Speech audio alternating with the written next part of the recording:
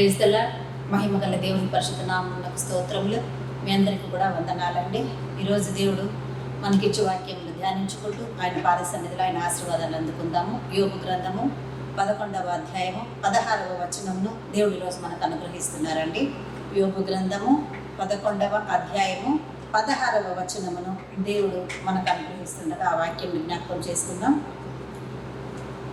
నిశ్చయముగా నీ దుర్దశను నీవు మరిచెదవు, దాటిపోయిన పారు నీటిని జ్ఞాపకము చేసుకొనున్నట్లు నీవు దానిని జ్ఞాపకము చేసుకొనేదవు అని దేవుడు ఈరోజు తన వాక్యము ద్వారా మనతో మాట్లాడుతున్నాడండి.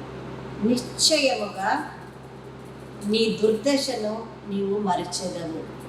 దేవుని యందు ప్రియులైన ప్రియ సహోదరి సహోదరులారా, దేవుడు ఈరోజు ఇచ్చిన వాక్యంలో ఖచ్చితంగా నేను ఇది చేస్తాను అని ఇంకా పర్సంటేజ్లు చెప్తే దేవుడి మాటను పోల్చగలిగినది ఏది లేదండి. అంటే అంత ఖచ్చితంగా ఈ మాట నెరవేరుస్తాను అని దేవుడు నీతో చెప్తూ మాట్లాడుతున్నాడు. అందుకే నిశ్చయముగా నీ దుర్దశను నీవు మర్చెదవు. ప్రియ సహోదరి సహోదరుడా, ఈరోజు ఏ దుర్దశలో మీరున్నారో, ఎటువంటి స్థితిలో దేవా ఇంకా నాకు శక్తి సరిపోవడం లేదు ప్రభా, నేను ఏం చెయ్యాలనో కూడా నాకు తోచట్లేదు, ఎట్లా అంటే నేను సహించి భరించి అనుభవించి ఇంకా నాకు విసుగొచ్చేసింది, నాకు ఇంక ఈ జీవితమే వద్దు ప్రభా, నేనేం చేయాలనుకుంటున్నానో నా వల్ల కావట్లేదు తండ్రి అని ఈరోజు చివరి నిర్ణయంలోనికి వచ్చేసినావా సహోదరి? ఈరోజు నా భర్త మారట్లేదు, తాగుబోతు సంతానం నుంచి విడిపించబడట్లేదు, కుటుంబం అంతా కృంగిపోతున్నాము, పిల్లలకు సరైన తిండి లేదు, బట్టలు లేదు, విద్యాబుద్ధులు లేవు, మా పరిస్థితి మారట్లేదు, దేవా దేవా దేవా అని ప్రార్థన చేస్తున్నావు, ఏమొచ్చింది నీకు అని ఎగతాళి చేసే వాళ్ళే ఉన్నారు, కానీ మమ్మల్ని పట్టించుకునే వాళ్ళు ఎవరు లేరు. ఇంకా నేను భరించలేను యేసయ్యా, ఇంకా నా వల్ల కావట్లేదు ప్రభా అని కృంగిపోతున్నావా సహోదరి? నేను ఎంత చెప్పినా నా భార్య మారట్లేదు, నా పిల్లలు నా మాట వినట్లేదు, నేను ఎలా ఉండాలనుకున్న కుటుంబం ఈరోజు ఏ స్థితిలో ఉందని కృంగిపోతున్నావా సహోదరుడా? ఈరోజు దేవుడు మీతోనే మాట్లాడుతున్నాడు.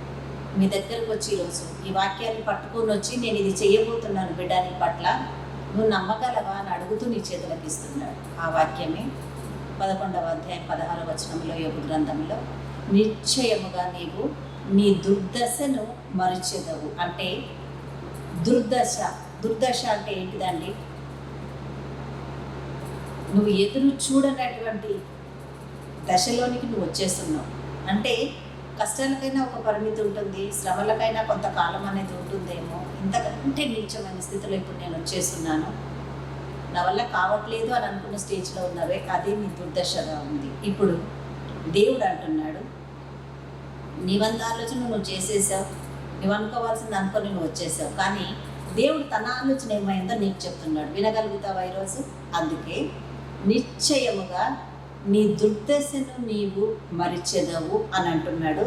రెండవదిగా దాటిపోయిన పారు నీటిని జ్ఞాపకము చేసుకొనున్నట్లు. అంటే ఒక సెలయేరు దగ్గరికి వెళ్ళి నిలబడ్డప్పుడు, పారే నీళ్ళ దగ్గర మనం నిల్చున్నప్పుడు నిన్ను దాటి వెళ్ళిపోతున్న ఆ పారే నీరు నిన్ను దాటి వెళ్ళిపోతుంది. కొంత దూరం పోయేసరికి ఆ నీరు నీకు కనిపించని కూడా కనిపించదు, అంటే నువ్వు గుర్తుపట్టలేని స్థితిలో అది వెళ్ళిపోతుంది.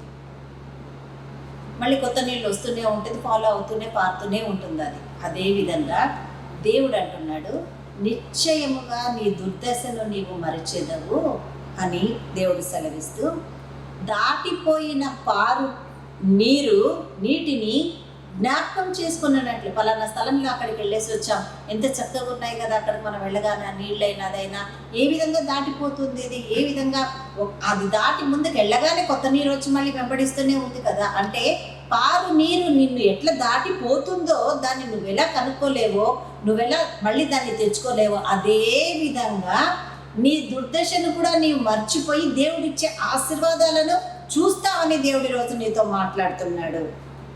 అందుకే నీవు దానిని జ్ఞాపకము చేసుకోలేదవు. దేనిని? దాటిపోయిన పారు నీటిని జ్ఞాపకం చేసుకొనున్నట్లు నీవు దానిని జ్ఞాపకం చేసుకునేదవు. దేనిని? నేను చెయ్యబోయి నువ్వు వదిలిపెట్టేసిన అనుభవించిన ప్రతి కష్టాన్ని, నేను ఇంత కుమిలిపోయాను ఈ స్థితిలో అని నువ్వు ఆ కష్టాన్ని అంతటిని మర్చిపోయే విధంగా దేవుడు నీ దుర్దశను దేవుడు మరిచెదవు అని దేవుడు నీకు సెలవిస్తున్నాడు.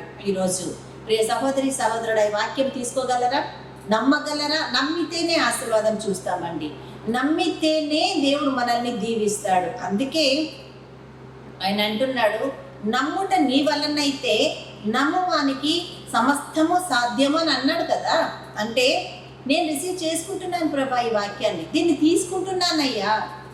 ఈరోజు ఎందుకు నాకు ఈ వాక్యం ఇచ్చావో నేనైనా మర్చిపోయానేమో, కానీ నువ్వు మర్చిపోలేదు. నన్ను మర్చిపోవడా చేయడానికే ఈ వాక్యాన్ని తెచ్చి నాకు ఇస్తావు. నేనేం మర్చిపోతాను? నిశ్చయంగా నేనున్న ఈ దుర్దశను మర్చిపోతాను ప్రభా. ఎందుకంటే దాటిపోయే పారు నీటిని జ్ఞాపకం చేసుకున్నట్లు నువ్వేం చేస్తున్నావు? నీవు దానిని జ్ఞాపకం చేసుకునేది. అవును ప్రభా, నా కష్టాలన్నీ నేను మర్చిపోబోతున్నా.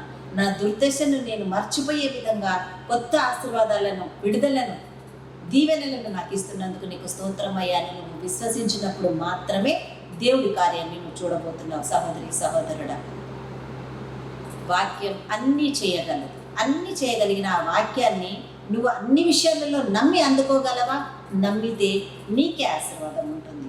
ఆ నమ్మకమే మన విశ్వాసం అండి. ఆ విశ్వాసమే మన ఆత్మీయతకు పునాది అయి ఉందండి. ఆ పునాది బలంగా ఉంటేనే రేపు దేవుని రాజ్యంలోనికి మనం అడుగు పెట్టగలం. అక్కడ అడుగు పెట్టాలంటే ఈ లోకములో మనం చేయాల్సింది, ముగించాల్సింది, అనుభవించాల్సింది అన్నిటినీ ఇక్కడ చేసి ముగించుకొని అన్నిటిలోనూ దేవునికి ఇష్టమైన బిడ్డగా ఉత్తీర్ణత పొంది మనం నిలబడ్డప్పుడు మాత్రమే ఉన్నత స్థాయిలో పిల్లలలో ఎదగగలరు. అలాగే మనము కూడా పరలోక రాజ్యానికి చేరగలము అని దేవుడు మనతో మాట్లాడుతూ సెలవిస్తున్నాడు. కాబట్టి నిశ్చయముగా నీ దుర్దశను నీవు మరిచెదవు. దేవుని నోట నుంచి వస్తున్న ఈ మాటను అందుకుందాం. నా కొరకే తెచ్చిచ్చావు ప్రభా ఈ మాటను. నిశ్చయంగా నాకున్న ఈ కష్టకాలం నాతో ఉండదు ప్రభా. నేను మర్చిపోయే విధంగా నువ్వు గొప్ప కార్యాలు చేయబోతున్నావు. ఎలా అంటే దాటిపోయే నీరు వెళ్ళిపోయిన తర్వాత నేను ఎలా జ్ఞాపకం చేసుకుంటానో అదే విధంగా ఇప్పుడు నువ్వు చేయబోతున్న కొత్త ఆశీర్వాదాలను బట్టి నా ఈ దుర్దశను కూడా నేను అప్పుడప్పుడు గుర్తు చేసుకుంటాను. అంతే ప్రభా, గుర్తు చేసుకోబోతున్నాను. అది నువ్వు ఇచ్చిన వాక్యం ద్వారానే. కాబట్టి నీకు వందనాలు తండ్రి అని ఈ వాక్యం ద్వారా కృతజ్ఞతలు చెల్లించి ఆయన కొరకు నిలబడ్డప్పుడు ఖచ్చితంగా ఆయన నీ కొరకు వచ్చి నీ దుర్దశను నీ చైతన్యం మర్చిపోయేలాగా చేసి దాటిపోయిన నీరును నువ్వు ఎలా జ్ఞాపకం చేసుకుంటావు అదేవిధంగా నీ ఆశీర్వాదాలను నువ్వు జ్ఞాపకం చేసుకుని ముందుకు నడగలవు. ఇటు కృప ఈ వాక్యం ద్వారా దేవుడు మనకు అనుగ్రహించి ముందుకు నడిపించడం గాక. ఆమేన్, ఆమేన్, ఆమేన్. హల్లెలూయా. ప్రార్థన చేసుకుందాం.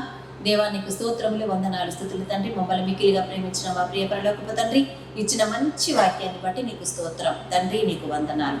యోబు గ్రంథము 11వ అధ్యాయం 16వ వచనంలో నువ్వు అంటున్నావు, నిశ్చయముగా నీ దుర్దశను నీవు మరిచెదవు. దాటిపోయిన నీరు ఏ విధముగా వెళ్ళిపోయిందో జ్ఞాపకం చేసుకునే విధముగా నీవు కూడా జ్ఞాపకం చేసుకునేదవు అని సెలవిచ్చిన గొప్ప వాక్యం ద్వారా నీకు వందనాలు. విన్న వాక్యాన్ని మాలో మీరు కట్టి ఫలింపచేసి నీవు చేయబోయే కార్యములను బట్టి ఇప్పుడున్న సమస్యలను మేము మర్చిపోయే విధముగా నీ పాద సన్నిధిలో కనిపెట్టే విధముగా మేము ఉండడానికి సహాయం చేయండి తండ్రి. మీకే వందనాలు, కృతజ్ఞతలు తండ్రి. మీ అందు విశ్వాసము కలిగి మా జీవితాలను తండ్రి మీ పాద సన్నిధిలో సమర్పించుకుని నీ మీద ఆధారపడ్డప్పుడు నాయన నువ్వు మా పట్ల చేసే గొప్ప గొప్ప కార్యాలను బట్టి మీ సాక్షులుగా నిలబడాలని ఇష్టపడుతున్నా మమ్మల్ని అందరినీ నీ బిడ్డలను ఆశీర్వదించమని ప్రార్థిస్తున్నాను ప్రభా. మీకే వందనాలు తండ్రి. నా దేవ ఏమన్న బిడ్డలను మీరు జ్ఞాపకం చేసుకుని దారి తప్పకుండా అయ్యా మీ నీతిని విడిచిపెట్టకుండా పరిశుద్ధతను కోల్పోకుండా ఈ లోకంలో ప్రతి ఒక్కరు ప్రభ నీ ఆత్మ చేత ప్రభ అయ్యా ప్రేరేపించబడిన వారు యథార్థ మార్గంలో ఉండడానికి సహాయం చేయండి తండ్రి. మీకే వందనాలు. దైవజనులను, సేవకులను, స్వార్థికులను మీరు జ్ఞాపకం చేసుకొని వారి పరిచర్య విషయంలో సహాయం చేయండి అయ్యా. మీ ఆదరణతో నింపి మీరు దీవించండి నా యేసయ్య. మీకే కృతజ్ఞతలు, వందనాలు, స్తోత్రం చెల్లిస్తుండగా ప్రభా నా దేవ నీకు వందనాలు. ఎవరికైతే సంతానము లేదో, ఎవరైతే బాధపడుతున్నారో వారి బాధలను తీర్చు దేవా. సంతానం ఇచ్చి ఆశీర్వదించు నా యేసయ్య. గర్భఫలం యెహోవా ఇచ్చు బహుమానం అన్నావు కదా తండ్రి. ఆ బహుమానం అందుకున్న యోగ్యత గర్భాశయాలకు దయచేయమని ప్రార్థిస్తున్నాను తండ్రి. అయ్యా ఎవరికైతే వివాహం కాలేక నీ బిడ్డలు కుంగిపోతున్నారో బాధపడుతున్నారో అయ్యా నాయన వారిని లేవనెత్తి నిలబెట్టమని ప్రార్థిస్తున్నా, వారికి వివాహ జీవితాలను దయచేయమని ప్రార్థిస్తున్నాను తండ్రి. మీకే వందనాలు, మీకు కృతజ్ఞతలు, స్తోత్రం యేసయ్యా. పరిశుద్ధుడా నా దేవ, ఈరోజు ఎందరైతే ప్రభా ఆర్థిక ఇబ్బందులలో ఉండి అనారోగ్య సమస్యలలో ఉండి ఆర్థికంగా చితికిపోయిన స్థితిలో ఉండి అప్పుల పాలవుతున్నారు, వారిని అందరినీ మీరు ఆశీర్వదించండి. నీ కృపలో భద్రపరిచి ఆశీర్వాద మార్గంలో నడిపించి ఓదార్పును, బలమును, నిబ్బరాన్ని, ధైర్యమును ఇచ్చి లేవనెత్తమని ప్రార్థిస్తున్నాను యేసయ్య. దేవా, ఎందరైతే ఈరోజు జన్మదినాలు జరుపుకుంటున్నారో, వివాహ దినాలు జరుపుకుంటున్నారో వారిని అందరినీ ఆశీర్వదించి నీ కృపాహస్తంలో భద్రపరచుకుని మీ చిత్తమే నెరవేర్చి మీరే మహిమ పొందమని మా అందరినీ కూడా మీ హస్తాలకు అప్పగించుకుంటూ అయ్యా మీ ఆశీర్వాదంతో మమ్మల్ని దీవించినందుకు కృతజ్ఞత వందనాలు చెల్లిస్తూ యేసు నామమున మా ఈ ప్రార్థనంతా నీ ఆశీర్వాదంగా అడిగి పొంది ఉన్నాము మా తండ్రి. ఆమేన్, ఆమేన్, ఆమేన్. అందరికీ వందనాలండి. ఈరోజు చక్కటి వాక్యం ద్వారా ఆదరించిన దేవాది దేవుడికి కృతజ్ఞతలు. మనం కూడా ఆదరించబడి ఉన్నాం అనుకున్న వారు దయచేసి వాక్యాన్ని ఆదరణ లేని వారి కొరకు అనేకులకు షేర్ చేయండి. మీ సన్నిహితులకు, స్నేహితులకు, శ్రేయోభిలాషులకు అందరికీ కూడా పంపించండి. ఇంకొకటి ముఖ్యంగా ఈ ఛానల్ని సబ్స్క్రైబ్ చేసుకుని దేవుని నామం మహిమార్థముగా అనేకుల దగ్గరికి వాక్యం వెళ్ళడానికి కూడా మీరే సహాయం చేయమని మిమ్మల్ని అందరినీ కోరుకుంటూ అందరికీ ప్రైజ్.